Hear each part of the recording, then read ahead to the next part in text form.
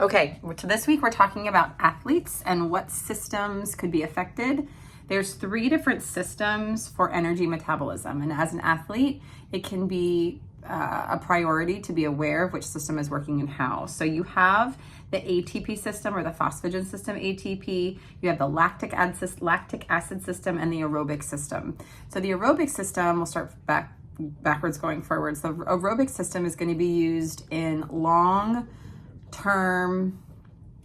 exercise or length of time of exercise. So you have, think a slow jog, a long walk, something where you can sustain the activity for longer than 20 to 30 minutes. The lactic acid system, this is when there is no more energy available, so you start to use energy reserves. Then the quick system is brief periods of exercise, 10 seconds, 15 seconds, 20 seconds, where you just have energy available. Okay, go ahead. You just have energy. I'll come help you.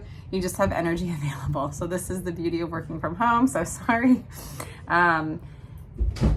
Different fuel is going to fuel these different systems. And so if you want available energy quickly, you want to make sure you have enough energy in the muscles or your glycogen reserves are at peak.